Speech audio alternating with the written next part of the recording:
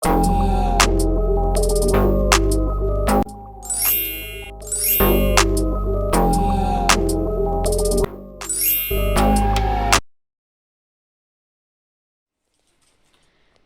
বন্ধুরা, আমার চ্যানেলে সবাইকে স্বাগত। বন্ধুরা, আপনারা ভালো আছেন তো? আশা করি ভালো আছেন। আমি ও আমার পরিবারের সকলে ভালো আছে।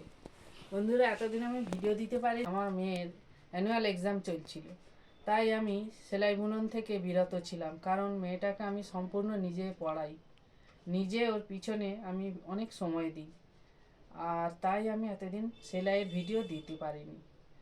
এসো কিছু শিখি পর্বে আমি কাঁথা স্টিচ আগেই দেখিয়ে দিয়েছি, ছোট ছোট ফোঁড় দিয়ে কিভাবে কাঁথা স্টিচ করতে হয়। আর সেই কাঁথা স্টিচ দিয়ে আমি একটা নকশি কাঁথা করছি, সেটাই আপনাদের কাছে দেখাচ্ছি।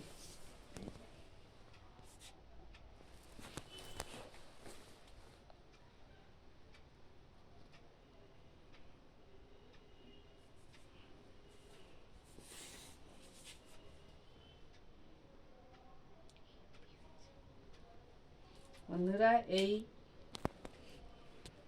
একটু একটু করে আমি কাঁথাটা করছি। যে ফুলটা আমি ধরছি একেবারেই কমপ্লিট করে ছাড়ছি। আমার এই নকশি কাঁথা আপনাদের যদি ভালো লাগে কমেন্ট করে জানাবেন। চলুন আপনাদের আমি কিভাবে ছোট ছোট ফোঁড় দিয়ে এই নকশাগুলো আমি করছি আপনাদের কাছে আমি দেখিয়ে দিই।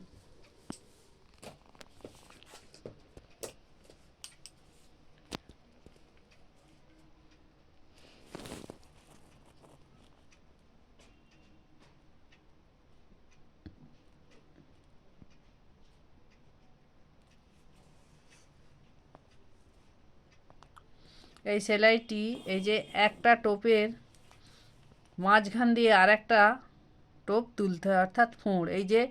এই যে সাদা সুতা দেখা যাচ্ছে, একটা একটা টোপ বা ফোঁড়, এর মাঝখান দিয়ে আর একটা ফোঁড় হবে। এই যে ঠিক ওর পেটের কাছ দিয়ে আর একটা ফোঁড় হবে, তবেই হবে কাঁথা স্টিচ। বন্ধুরা, এমনি প্লেন রান সেলাই দিলে কিন্তু কাঁথা স্টিচের ভরাট ওইভাবে হবে না।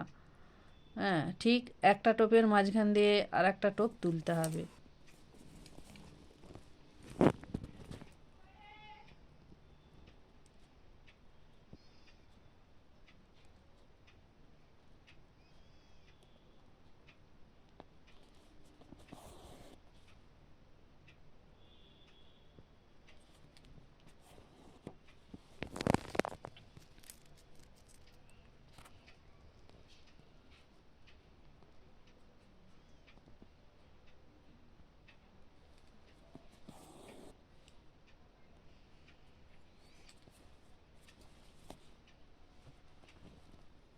এখানে আমি 4টে সুতো নিয়েছি, অর্থাৎ 2 পার্ট সুতোকে ডবল করে ভাঁজ করে নিয়েছি, 4টে সুতো হয়েছে।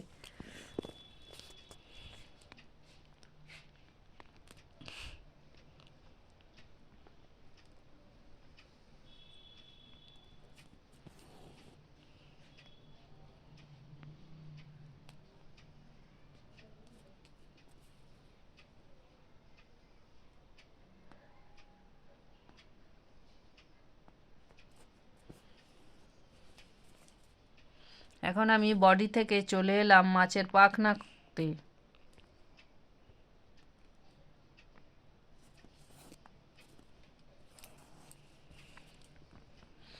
বডির মতো পাখনাতেও এই একইভাবে ফোঁড় উঠবে। এখান দিয়ে এবার এই পাখনা থেকে এখানে সুতাটা কিভাবে নিয়ে যাব, পিছন দিকে চুঁচটা নামিয়ে দিলাম, দিয়ে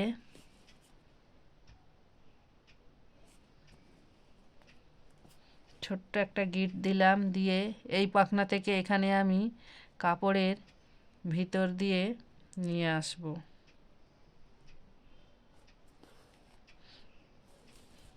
এসে এই যে এই পাখনার গোড়ায় একেবারে ছুঁচটা তুললাম।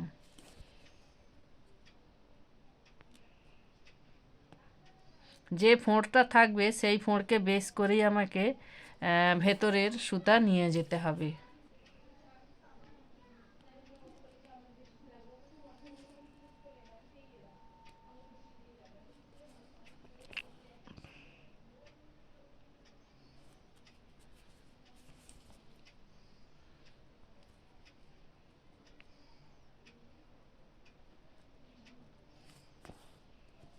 এবার এই সুতোটাকে এখান দিয়ে নামিয়ে দেব।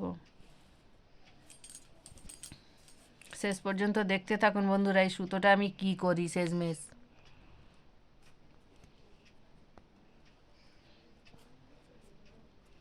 গিট দিয়ে দিলাম। এবার সুতোটা কি এখানে কেটে দেব না কাটবো না বন্ধুরা, তাহলে তো পিছন দিকটা নোংরা হয়ে যাবে, ঝুলতেই থাকবে। এবার দেখুন কি করি। এই কাপড়ের ভেতর দিয়ে নিয়ে যাব, এদিক দিয়েও সুতাটা দেখা যাবে না আর এই দিক দিয়েও দেখা যাবে না।